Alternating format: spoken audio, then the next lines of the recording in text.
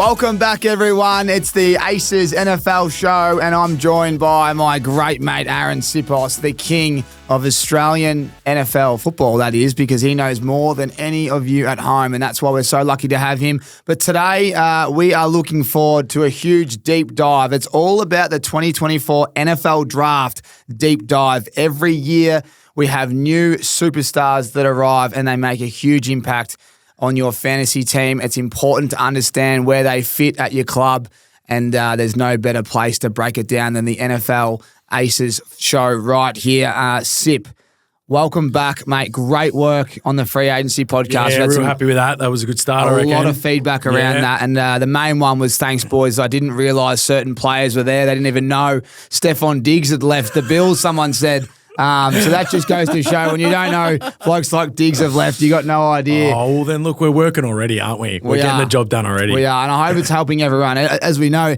you can have all the information you like, but when it comes to the fantasy draft and you're on the 2-minute clock, you can panic and you can have a nightmare like I did when I took 2 Bengals players and they were all injured last year. Anyway, today is all about the draft. A lot was taken. 5 QBs. I think it was a record in the top 10. Wide receivers everywhere. As you know, we're here to talk offense. And I won't waste any time. I want to jump straight into the pick one. Yeah. The Bears taking Caleb Williams. Yep. What do you think? Yeah, he was primed for it. It was going to be done all year. And they were ready to go. So obviously there was a bit of talk because obviously they only drafted a quarterback a few years back with Justin Fields, but they moved him on and the Bears ended up going with Williams. So pretty good mover, excellent arm, and I think he could probably fit into most offenses, to be honest. So with the caliber of players that he's got around him now that we spoke about on the free agency show, I expect big things from him, and I think the Bears do as well. But quite a talent, and I think that he will flourish for sure. They're comparing him to Aaron Rodgers already. We love the comparison early days. But the one thing that I have studied is the long ball. Apparently the deep ball is something he's really good at. And when you have DJ Moore, Keenan Allen, and a guy we're about to talk about, Rome Odunze, I think you say, and a few other weapons as well. You got tight end, you got running backs. But the deep ball is something that, DJ Moore has made a killing out of it, and even when he's got double coverage. So I'm really looking forward to seeing the deep ball in action. Yeah, I think it's going to be thrown a fair bit, to be honest. I reckon they're going to try and do it as much as they possibly can, particularly early in the season too. So, watch out for this. But, I like the comparison with Aaron Rodgers. Probably a little bit more movement than Aaron, if I'm going to be honest, getting himself out of the pocket if he sees a bit of danger and things like that. We've seen that throughout his college career. So, can definitely get himself out of the pocket too at times. And, quite a talent, and I think they're going to be ready to go. Love it. We move to pick 2. Jaden Daniels was taken by Washington with their pick 2. They've got themselves a QB now, and there's a lot of talk already that he might be going better than Caleb Williams in camp. How do you know? The season hasn't started. Early days. They love it. Finally, they get a QB. They've been mucking around for ages. They have been. They've finally got their guy, and again, another really special talent. He's got a really good college career. He finished at LSU, started at UCLA, and then made the move over to LSU in the last couple of years, and had quite the Heisman year, as they like to say. So he was very, very good, and Washington have finally got their guy that they can kind of build around and see what happens. So there might be a couple of tough years ahead because he might not have too many guys around him. Hopefully he can kind of get involved with Scary Terry pretty quickly. Scary Terry is scary. They need someone to throw on the ball. That's right. You needed to do it. So hopefully he's the man to do it. And as I said about Caleb too, he kind of gets out of the pocket really, really well as well. Daniel can really use his legs. So that might be able to help Eckler out a bit too in terms of keeping him fresh. One thing I've compared here, Caleb Williams, 6'1". We've got Jaden Daniels at 6'4", which I like height. I learned that last year with Bryce Young. I know it's early days for him, but I like the height. You saw CJ Stroud. When you can just see over the pocket, and they can all move these days. They're all so mobile.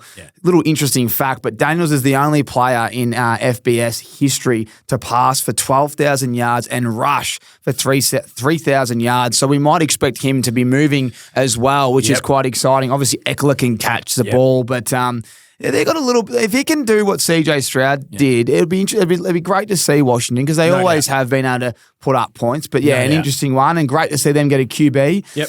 We keep moving now, mate. The Patriots, they've been looking for one as well. Mac Jones didn't work out and.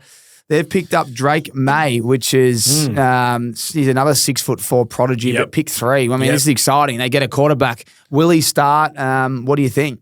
Yeah, I think in the end he'll start. I mean, if you're going to draft him as your number 3 overall pick, I think you've probably got to start him in the end. So he's quite a talent, North Carolina, so quite a talented guy as well, as all of these guys are really. So I could probably keep repeating myself. But, I mean, really, really good mover as well. Like for a big guy, actually moves really, really well.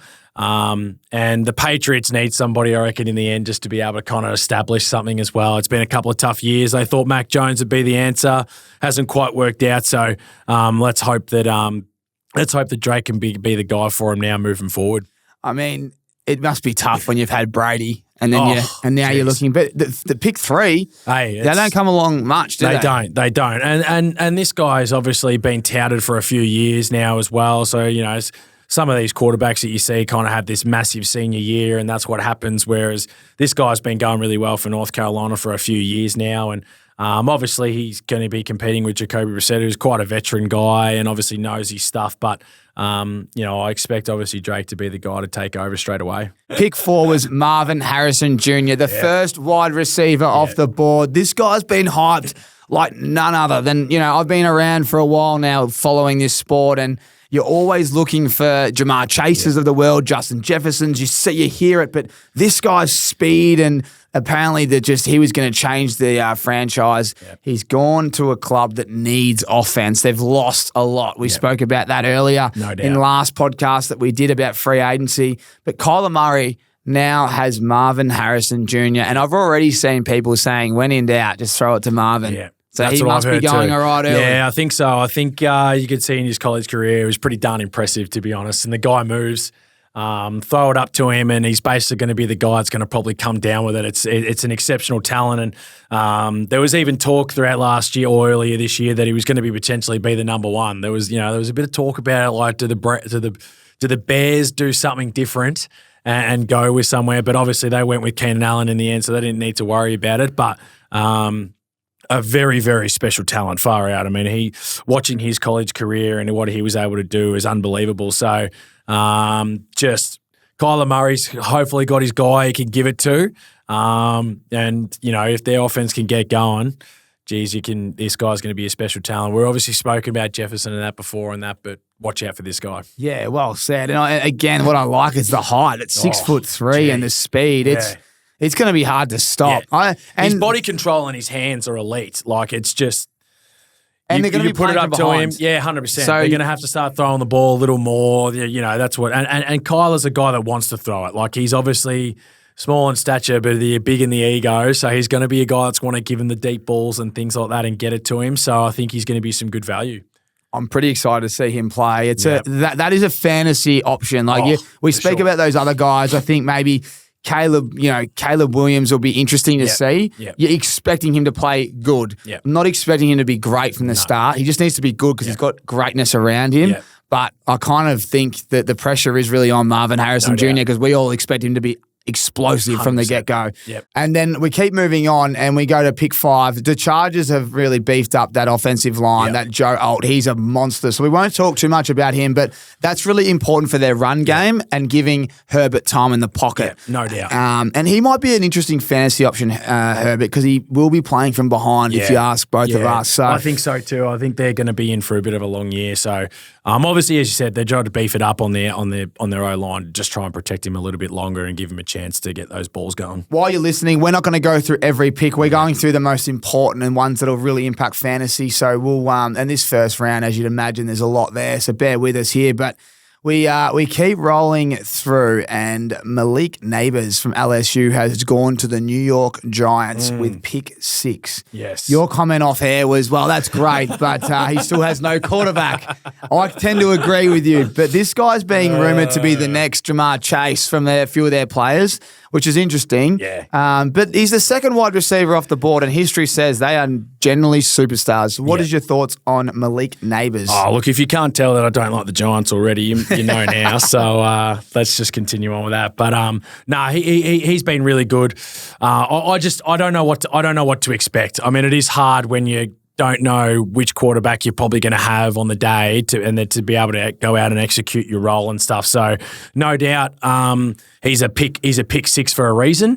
He's obviously he had an exceptional career, and that he's obviously played with Daniels as well. So it's just one of those things that I just don't know what to expect with him going forward, because will he be the guy straight away? Is that what the Giants want him for, need him for? There's not many other options on offense, so maybe he's going to have to be the guy. So does that spring him up the board a little bit from a fantasy point of view, or is it going to be just a long struggle that he's going to have to really try and grind it out? Because in the end, he's pick six. He's probably going to come up against the best corners week in, week out. And as a rookie, that's tough going. So it's one to kind of look out for. But obviously, as I said, pick six for a reason. And, he'll definitely have some games where he'll be able to, burst on the scene. Well said. And rumoured to be more of a Jalen Waddle type. So that's the kind of athlete you're looking at. It's funny, though, LSU, Odell Beckham Jr. type vibes as well. No doubt. He does have the all-time leading. He had Eli, though, so that helped too. I know. Eli was Eli at the end of his career. I don't know. Well. I don't know. He was okay. Yeah. He was okay. I know he was a superstar, though. But, the all-time leader in receptions at LSU. So this guy's, we're no mucking around here. Yep. Can't wait to see these young guys just move. You know what I mean? Me too. Just to see them in air. You know when they get a bit of space, little route through the guts, and just see them take off in space. And taking some freaky catches as well, like on a bit of pressure. And just get down. Just get down. No need to go through the traffic. Just get down. Just straight down, mate. Just get the next play going. Tennessee Titans took an offensive tackle. We'll keep moving through, but this is the really funny one. Pick 8. Atlanta Falcons have taken Michael Penix Jr. after paying Kirk Cousins $180 million for 4 years after an Achilles injury. So that tells me that they're concerned about his Achilles and they need a backup plan. But the capital spent on Michael Penix Jr., it's almost a frustrating one because he's probably not going to start for maybe 4 years if you go by the contract, unless there's an injury. And this guy, it's very early. He did some amazing things last year. What do you think's going to happen here? Is he someone, because we know Mahomes was stashed there for a bit. We know some players do play better when they look at Jordan Love. Yeah, and that's the one I was going to bring up straight away, was that obviously, guys like, Jordan Love, who spent 3 years behind Rodgers before he got his go, I can really see that happening for Penix Jr. as well. A pick 8's still quite high to be able to pick someone. Is he a special talent? Yeah, I mean, he got his team to the national championship game this year, and he's got an unbelievable arm, sees the game really, really well.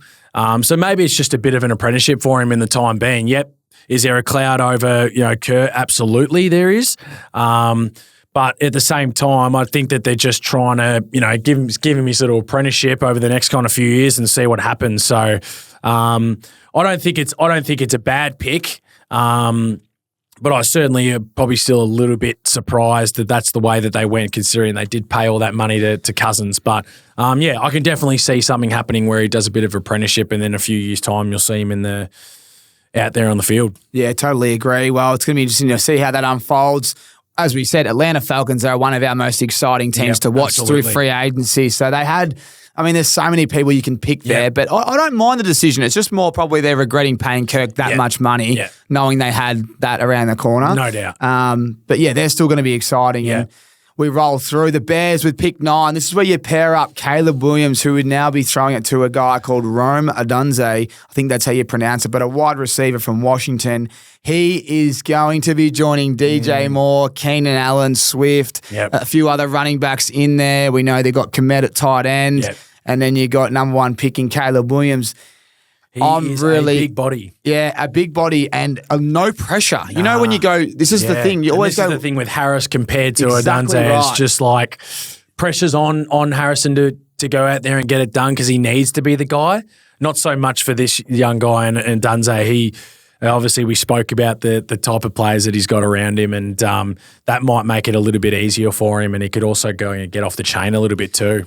What do you think of him? Like, are you concerned that he won't get a lot of work? Therefore, even though he went early in the draft, when we talk about fantasy for everyone out there, that he won't be getting as much volume. Therefore, it's not worth he's a bit risky? Or Yeah, there's definitely something like that with having Keenan Allen and Moore there, but he could also get off the chain. I mean, that's 3 guys out on the park that you have to try and control, and like 3 genuine stars out there. So you could look at it the other way too. But yeah, I mean, obviously he's definitely the 3rd person in line right now behind Moore and Allen, but there's certainly still some upside to it as well. And as we know, when they go through the system, in the draft, that there's a nice bond between him and Williams because they're coming through together. For sure. So when you get to the red zone, it's amazing how they call their number. No and doubt. This guy is 6'3" and a vertical threat. I would not be surprised if touchdowns become a bit of a theme with him. Absolutely. Considering the defense going, well, we've got to protect these other guys. Yeah.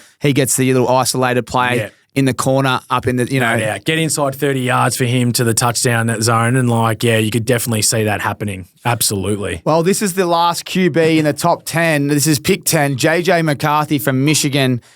His coach, who is the head coach of the Chargers, there's a lot of rumors there because he was hyping this guy up, whether it's just because he loves him, but JJ McCarthy from Michigan, a 6'3" QB.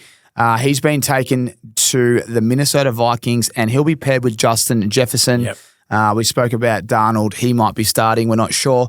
This is exciting for them because Kirk Cousins left, and that was really important that they got a QB. Yeah, no doubt. Their head coach is really, really good too at the Minnesota Vikings, and he's another smart man that can get some real good plays going, and I think this is kind of a good spot for him. So having Justin Jefferson's obviously a massive thing for him too. As it says here, obviously McCarthy 27-1 record in college football. I mean, you're doing something right as a player to be able to do that. And obviously Michigan were really, really strong. Tom Brady vibes, Michigan. Obviously a little bit higher and stuff, so maybe a little more pressure than what Tom had. But obviously an awesome career. Won the national championship with Michigan this year, just gone. But really good, passer of the football, like Bray to want to get in tight pockets and give it to him. So he's not going to hold back and I think be conservative. He's going to get after his passes and that. But obviously he has to be very careful because those guys on defense in the NFL are just probably a little bit quicker and a little bit better than what he's dealt with in the past. But really, really good talent. Big frame, real big frame. And I'm sure he'll go well. Again, 6'3". Love the height. All the QBs that are taken so far are tall. Yeah. No small guys. QBs. The way it needs to be now, being able to oversee, obviously, over the line and things like that. So certainly not surprised. Yeah, all the raps here is that he can throw it in tight windows and also a deep ball. So Justin Jefferson, it's good because you need, if he is the real deal, that means we're getting Justin Jefferson for the next 10 years, if he stays there, and this guy will be growing up with him, and there's nothing better than that 1-2 punch. Absolutely. Because he's unstoppable. Well, we'll keep moving through. Offensive tackle was taken with pick 11, but Bo Nix at pick 12 to Denver Broncos, another QB. Again, I don't like QBs in average offenses. This is an average offense. This will be tough work for him. I'm not sure. Yeah, I'm not sure on Bo. I played with Bo actually for a year in his freshman year at Auburn. Really? Yeah, had him in freshman year, and obviously as a freshman you have your ups and downs and that. He was a good young talent. Played a couple of years there. It was a bit rough for him, and then he moved to Oregon. And obviously really excelled there in a different type of style of game and things like that for him. So credit to him, but it's gonna be tough. Yeah, Denver's going to be a tough one for him. He hasn't got a lot of options, and I'm definitely looking at a bit of a watch this space for him and see how it goes. It could be interesting. Are you concerned about the system he's going in? Oh, I'm concerned about probably, the system a little bit and him as a player too. I mean, he can definitely kind of try and take on a bit too much, a bit too early, and maybe things have changed with a little bit of maturity in that and going forward. But it's just one that I'm not sold on just yet. Look at that insight. My early prediction, I'm just not sold on it just yet. And this is great insight. A teammate of Sip's. This is why this man is in the building. Yeah. We're very lucky. Yeah. It did say that he broke the NCAA single season record for completion percentage. and led the FBS in total touchdowns. So it'll be interesting to see. We know college ain't NFL. That's right. Keep moving down. This is what I want to talk about. At pick 13, Las Vegas Raiders will be pairing Devontae Adams with a tight end called Brock Bowers, the most hyped tight end since Kyle Pitts. Yeah. Someone that absolutely tight ends don't go early unless they're superstars. Yeah. And he's been good for a couple of years now, old Brock. And haven't they done well? And I'm not being disrespectful, but Darren Waller went to the Giants. Yeah. And we probably forgot to speak about Waller in free agency just because he wasn't a free agent. Right. He just retired and quit. And you hate the Giants, and you thought that was fucking great. Yeah, I thought it was awesome. I thought there's people falling down around him, and Waller's gone, I'm just getting out of here. That's it. But amazing for Vegas because they've done the right thing, and now they pick up this young superstar, 6'3" out of Georgia. Yeah. And I think he'll start well. When we look at all these other guys that have been, that have come to the league the last few years, the tight ends have actually got going earlier. Where in the past, the history would say it would take 2 to 3 years. Yeah. You look at Gronk and all that; they didn't get going from the start. Even with Kelsey in that too, like it took him a little bit. And obviously, the tight end position too is not just about obviously being a playmaker, but obviously blocking in that too. And he's done an exceptional job for the last few years playing out of Georgia and that as well. So that's been another thing that they were really, really excited about.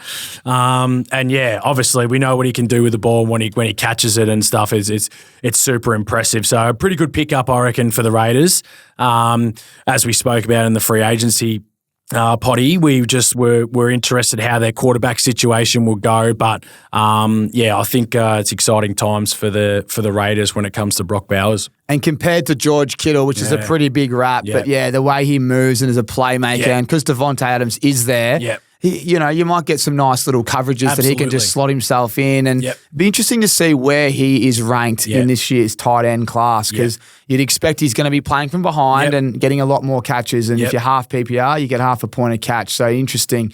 We'll keep moving through. We'll roll through to the next player that we're really interested in talking about, and who do you think would be the next one? Because that's, for me, the next guy on my list here would probably be skipping to pick 28, where the Kansas City Chiefs took Xavier Worthy from Texas at wide receiver, the speed machine. Is there anyone before there that I've skipped, mate? Because I'm not really interested in anyone else besides this guy. No, I think that's fair enough. I think Xavier Worthy is definitely the next one to be able to talk about for sure. Obviously going to the Chiefs, as you said, and genuine speed. He ran a 4.21 40-yard dash at the combine. What'd you run? Oh, not worth noting. That's all I can say. But you weren't slow, but what'd you run? Oh, certainly wasn't fast, mate. But what did you run? So 5 seconds, mate. There you go. 4.2. Oh, that's actually not too bad. Yeah, that's all right. But 4.21, so he's got the record actually for the fastest at the combine. We're talking fast, like Tyreek Hill move,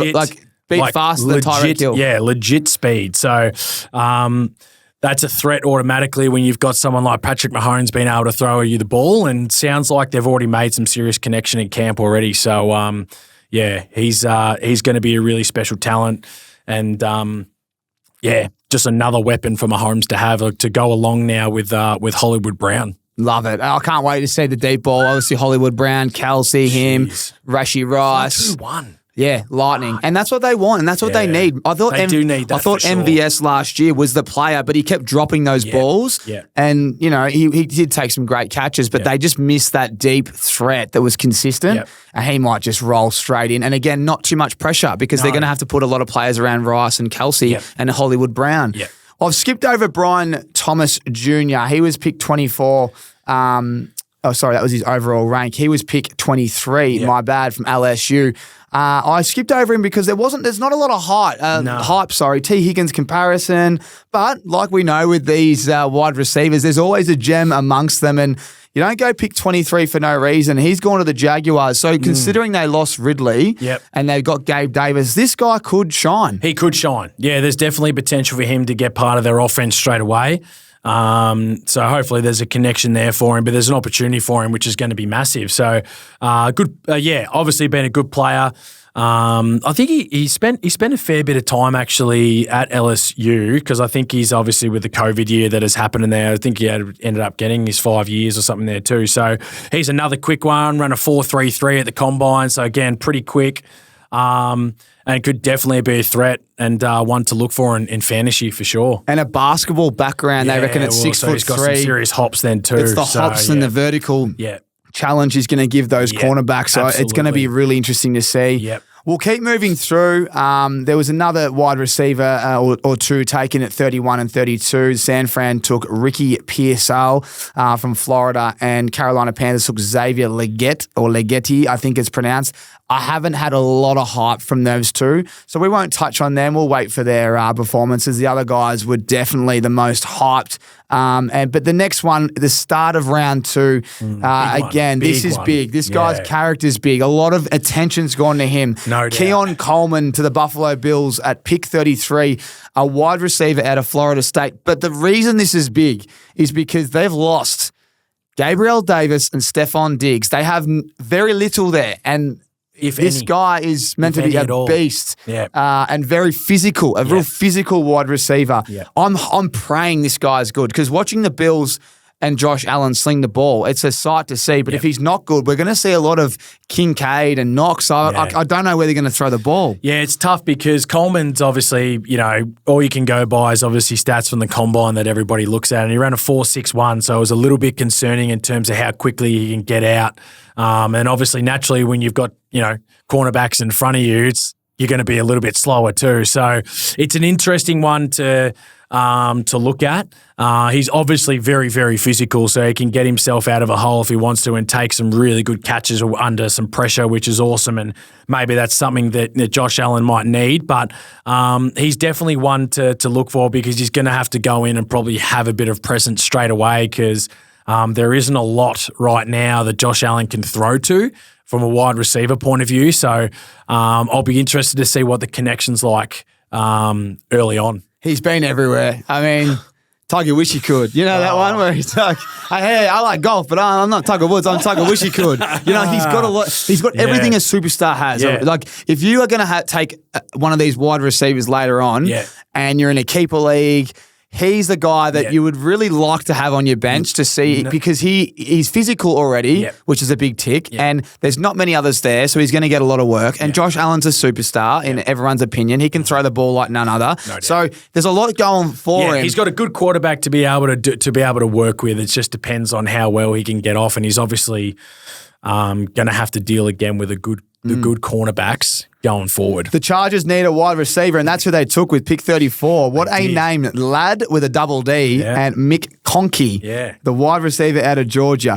Now, Mick Conkey has a bit of a ring to it. Haven't heard much about him. Do you know much about him? No, I haven't heard a lot about him too, but obviously very, very quick again. And they're all quick, aren't they? I know, but they're quite sharp in terms of his actual route running. So it's like different kind of speed, if that makes sense. The agility is really strong for him and stuff. So, they compared him here to Jordan Addison, kind of getting off and really, really sharp in terms of how he gets out and finds some space to be able to get open. So that's one guy to be able to look out for. He's not very big in stature, but all reports he makes up with it from just still being quite tough and actually really strong with his hands. So, one to look out for again with the Chargers being limited with what they have. Quinton Johnson rumoured in your camp to be going horrific. There's a little rumour that he's not necessarily safe on being on the roster spot just yet. So maybe this guy's just gone past him. Early pick. So again, definitely be on the lookout for what's going to happen over at the Chargers land. Love it. Well, we're still early here. Second round, pick 37. Pick 37 here. The Patriots are taking Jarlin Polk, another wide receiver. Need it. If you go through the history, the first 12 wide receivers, there's always some real big busts, and then there's some superstars amongst them, and you just don't know now. And I think Amon-Ra St. Brown was one of those ones that was taken later on, and he is a superstar. So you got to respect all these wide receivers, and this is still an early pick at 6'1". This guy's quite impressive. What do you know about him? Yeah, I mean, he's obviously one of the guys that didn't have necessarily high numbers. Obviously, coming out of Washington, there was a couple of other guys that we've already mentioned that got drafted before him that had put up some serious numbers. So he wasn't the number one option for him, but still obviously very, very strong One of those guys that really had good control and was able to take those kind of 50-50 catches, which you need in the NFL. Like, need to be able to rely on somebody that just go, hey, I need something from you. Can you pull this down for me? And he was able to do it multiple times, with Penix Jr. at a college level. So I can see why the Patriots went with it, obviously, because they had Kendrick Bourne coming off an ACL and, you got a young KJ Osborne too that's been at Minnesota for a bit but come across. So they definitely were in need of someone and, this is the guy that they went with. Now, this is an interesting one. It's exciting. The first running back. There's always a superstar running back, and where do they go? About it too. The running back's always the interesting one. When's it going to be the first pick? When is it going to be? They're the most disrespected position by a mile. The amount of work these guys do, and they get paid peanuts. That's right. And they make they literally are the reason you win or lose, so in my opinion. Yeah. Jonathan Brooks. Yeah. This guy had to hide behind Bijan Robinson and Roshan Johnson on the depth chart. He's come out last year. There's a query on him though because he's come back from a serious injury, but he has gone to Carolina Panthers and not surprised in a way that it was the Panthers. Yeah, it's a funny one. They're clearly going to be running the ball. Yep. But what do you think? Oh, look, as I spoke about in the free agency podcast, I mean, Miles obviously went across there, and after having a great season with the Eagles, wasn't able to really be able to produce the same numbers at the Panthers. So I'm not surprised that they went and drafted somebody and they were the first team to overall kind of pick the running back. And it'll be a good competition. They obviously need someone that they can kind of rely on. Yes, he has had injury history as well, but putting up some pretty solid numbers too. So that's definitely one to be interested in because they've got obviously, Chuba Hubbard as well. So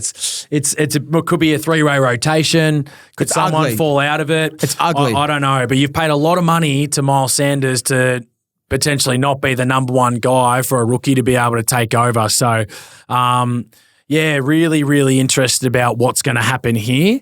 And again, as I said, I'm not surprised that the Panthers ended up taking someone though, because they need somebody in the backfield to be able to run the ball on a consistent basis. Yeah, and when you're behind blokes like Bijan Robinson and Roshan Johnson, it would be so tough. Yes. But the fact that he's gone as the first running back in this draft. Yeah. It's exciting because the first is always the best. Let's be honest. Well, one of anyway, and off the back of an ACL, I wonder if he does become a little bit of a gem. Yeah, but are they going to be much of a running team from playing from behind though? A lot. Like that's going to be the tough thing for it. Like a great pass catcher though. That's the thing. Well, that's why that could be massive too. If he's if he's really good, got really good hands, and there's no doubt that adds a string to his bow and can obviously be of value for sure. Linked to Aaron Jones they will be chasing a fair bit. I agree with you there. We keep moving down, and I think we'll skip past a few others here, but we'll get to the next running back in this kind of class here, and this is where we'll get to round 3. But the Cardinals are taking Trey Benson from Florida State.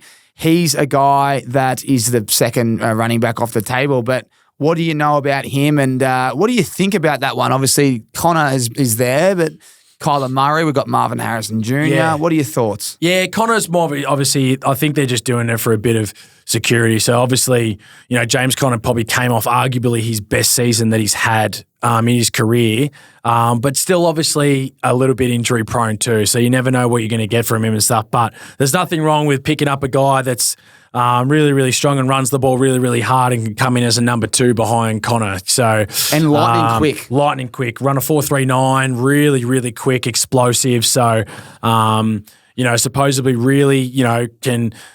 Some rookie running backs have trouble being able to see the hole through the O-line coming through into the NFL, and supposedly reports this guy's really found a knack pretty early to be able to do that. So one to keep an eye on for sure. But I would expect him just to be the number 2 guy, maybe see him on the goal line a little bit too, and maybe get him a cheeky couple of touchdowns when they're inside 10 yards. Yeah, well said. I mean, starting running back at the moment, James Conner, he'll be 29 next season. So Connor's still pretty young. Yeah, pretty young, but probably old for a running back, as they like to say. Yeah, they do really roll them. I mean, Connor, as you said, Connor had the 1,000 yards.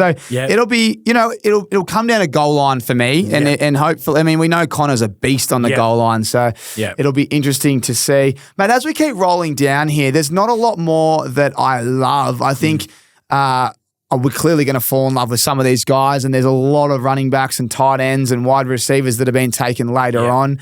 We're going to have to wait for games, but they're the main players. But I think one or two other guys that we should touch on. The Saints took Spencer Rattler at QB at 150 in the draft. He was a guy that rumoured to be a bit too confident maybe early on and interviewed poorly and slid and could be a little bit of a gem. So I've highlighted him. What is your thoughts on so Spencer? Very early, obviously, he was touted pretty highly even going into college, and he was meant to be this next big thing, and it hasn't quite turned out that way for him. I think he had a couple of tough years in college early days. And it's quite funny that obviously, the comparison's actually Zach Wilson. So I find that I find that a bit amusing. That would hurt. Let's see. Zach did go pick one. He does have a really, really talented arm, and that it's just whether or not he sees the game well enough. Going to the Saints, obviously he can be able to learn from Derek Carr, who's obviously been in the league for a long, long time and very, very good, has been good for a long time. It's obviously one just to kind of just see how it goes for him. I don't know how it's going to work. It just more depends on his attitude in the end, because I know the history suggests that it's not the best. So we'll have to see what happens there. Mate, as we recap this, I'd love to round it all out for everyone, but as we're going through what I've just written in front of me here, it's a really weak running back class compared to the past, Bijan Robinson types and whatnot. Yeah. I think the tight end in Brock Bowers is someone I'm really excited to see, but it's really around those wide receivers taken early. Yep. If you were to watch all of them, we've got a few of them.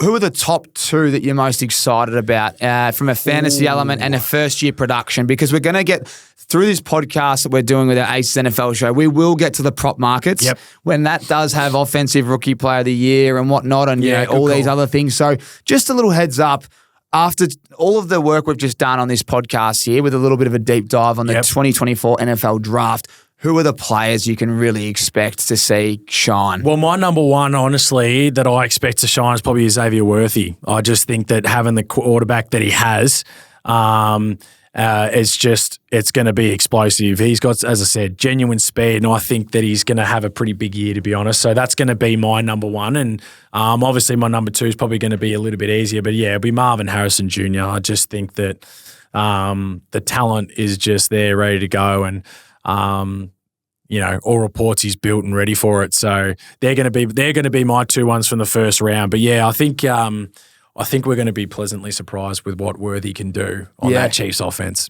I tend to agree. I love seeing anyone in the first round that's a playmaker with a gun quarterback, if not the greatest. Arguably. Probably when it's all said and done, I say that it probably is. I have this thing about Brian Thomas. My dad's name's Brian and my name's Thomas. And pick 23 is Michael Jordan's number.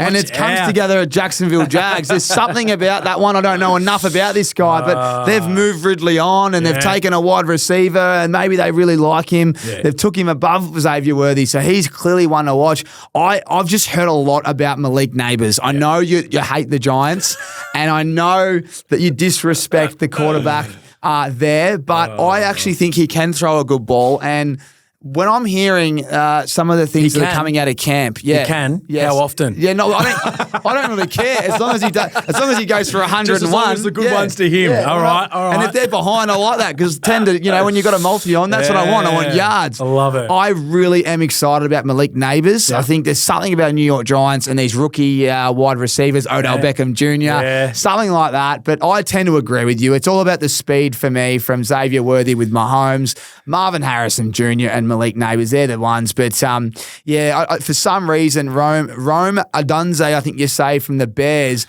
I just worry about him not getting any work unless one of them get injured, and that's when you go, wow, here comes the production. Yeah. Yeah, mate, it's really exciting.